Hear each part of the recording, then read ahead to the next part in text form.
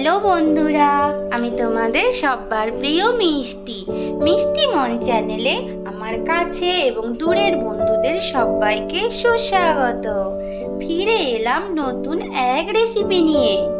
Pomfret মাছের দো পেঁয়াজা দুপুরবেলা গরম গরম ভাতের সাথে জাস্ট জমে যাওয়া রেসিপি।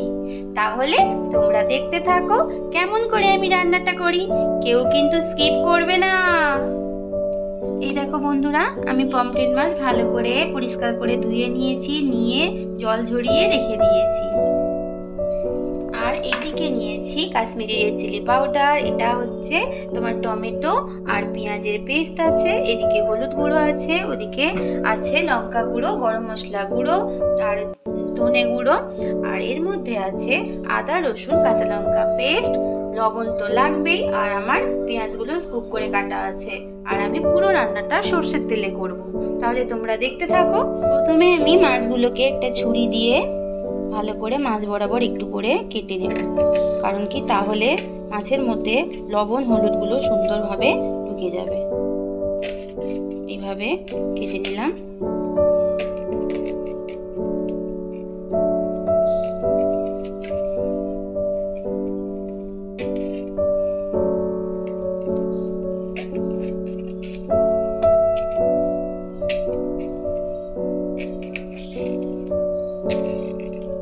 যে যেমন শেপ করতে চাও সেরকম ভাবে কেটে নেবে।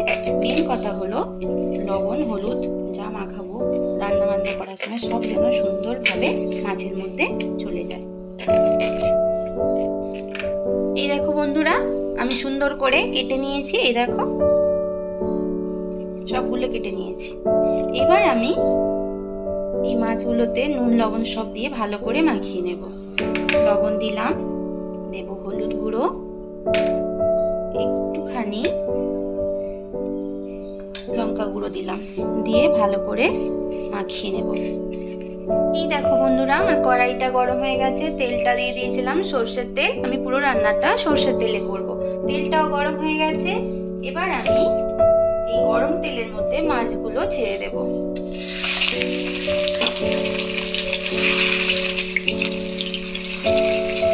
একটা একটা করে নিয়ে ভাজবো।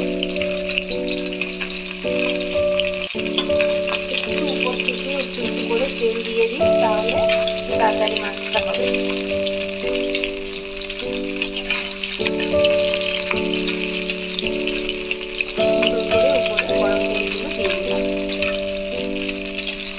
আর একটু আঁচটা কমিয়ে দেবো এখানে। ঠিক আছে, তোমরা দেখো, ফিরে আসছি।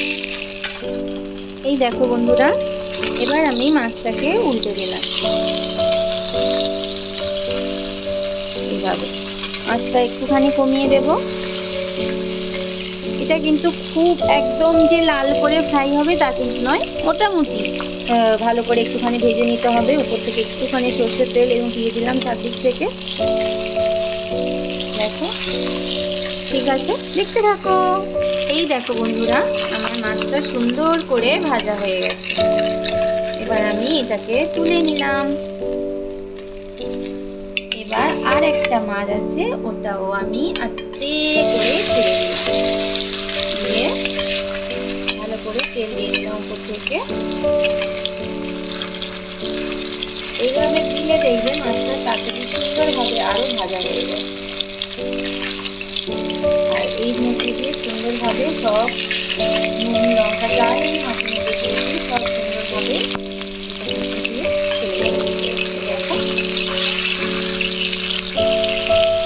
দেখতে থাকো। এই দেখো বন্ধুরা, আমার মাছগুলো সুন্দর করে ভাজা হয়ে গেছে। আমি সুন্দর করে ভেজে তুলে নিয়েছি। এরপরে আমি মাছটা রান্না করব, তোমরা দেখতে থাকো। আমার তেলটা গরম হয়ে গেছে। এবার আমি যে পেঁয়াজের স্কুপগুলো করেছিলাম ওইগুলো আমি একটুখানি ভেজে নেব হালকা করে।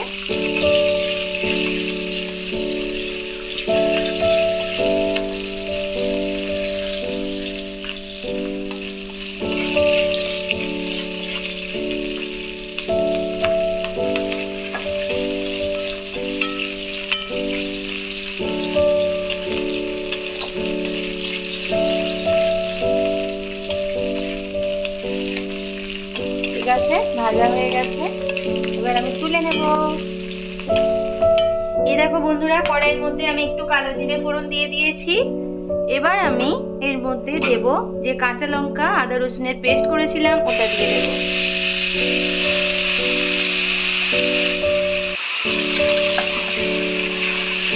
ভালো করে কষিয়ে নিতে হবে যতক্ষণ পর্যন্ত আদা রসুনের কাঁচা স্মেলটা চলে না যায়, ততক্ষণ অবধি ভালো করে কষাতে হবে। ঠিক আছে, তোমরা দেখো। বন্ধুরা, আমার আদা রসুনের পেস্টটা দেখো সুন্দরভাবে কষানো হয়ে গেছে। এবার আমি এর মধ্যে একটু সামান্য লবণ দিয়ে দেব, আর দেব লঙ্কা গুঁড়ো। লঙ্কা গুঁড়োটা দেখে দিতে হবে, হ্যাঁ, যেহেতু কাঁচা লঙ্কা দেওয়া আছে সেই অনুযায়ী দিতে হবে। আর আমি দেব হলুদ গুঁড়ো,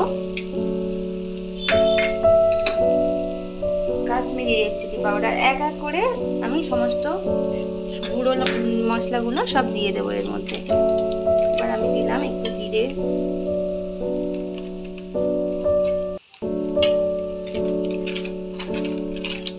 একটু ধনে গুঁড়ো,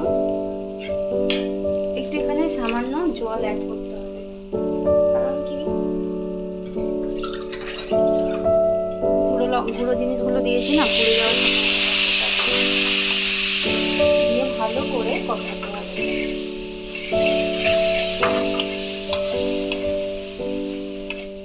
এই দেখো বন্ধুরা, আমার মশলাটা সুন্দরভাবে কষানো হয়েছে। এবার আরো একটা মশলা দেওয়ার পালা। এবার আমি যে পেঁয়াজ আর টমেটোর পেস্টটা করে রেখেছিলাম ওটা দিতে হবে। ওটা এখন দেওয়া হয়নি, এটা একটু বেশি দিতে হবে, কারণ কি আমার রান্নাটা না একদম কাই মতো হবে, তো তাই একটুখানি মোটা মশলা করার জন্য আমি পেঁয়াজ বাটাতে দিলাম। দিয়ে ভালো করে কষাতে হবে।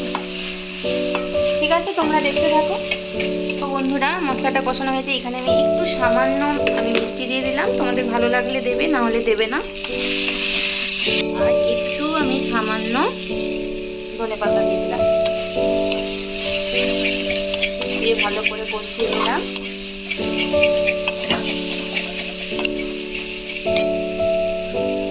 এবার আমি এর মধ্যে জল দেব।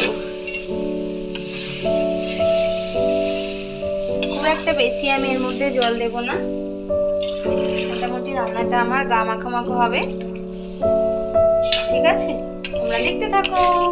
এই দেখো বন্ধুরা, আমার ঝোলটা ফুটে গেছে। এবার আমি এক এক করে মাছগুলো ঝোলের মধ্যে দিয়ে দেব। দিয়ে দিলাম।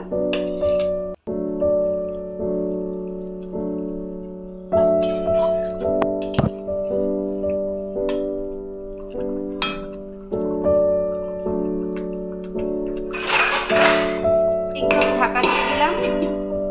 আমার ঝোলটা সুন্দর হয়ে ফুটে গেছে, মাছগুলো একদম মশলার সাথে একদম সুন্দর হয়ে মেখে গেছে। এবার আমি যে পেঁয়াজের স্কুপগুলো ভেজে রেখেছিলাম সেগুলো আমি দিয়ে দিলাম এর মধ্যে।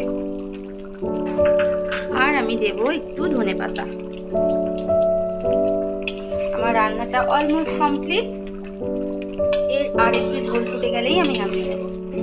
ঠিক আছে বন্ধুরা, তোমরা দেখতে থাকো। আমি সার্ভ করে নিয়ে একদম ফিরে আসছি। দেখো বন্ধুরা, আমার পমফ্রেট মাছের দো পেঁয়াজা একদম রেডি, এবং আমি একটা সার্ভিং বলে সার্ভ করে নিয়েছি।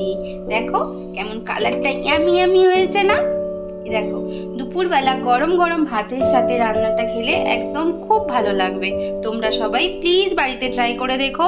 হয়তো অনেকে এই রান্নাটা জানো, কিন্তু তাও আমি যেমন করে করেছি তোমরা প্লিজ আমার মতো করে একটু ট্রাই করো। আমার চ্যানেলে যারা পুরনো বন্ধু আছো তারা তো আমার সাথে সব সময় আছো, আর আমার চ্যানেলে যারা নতুন বন্ধু আসছো তোমরা প্লিজ আমার চ্যানেলকে সাবস্ক্রাইব করে নিয়ে আমার পাশে থেকো, আর বেল আইকনটা প্রেস করতে ভুলো না কিন্তু। তাহলে বন্ধুরা, আজকের মতো তোমাদের থেকে বিদায় নিলাম। ফিরে আসবো নতুন কোনো এক রান্নার রেসিপি নিয়ে বা কোনো ভিডিও নিয়ে। ততক্ষণ তোমরা কি করবে বলো তো? সব সময় ভালো থাকবে আর হাসতে থাকবে। টাটা।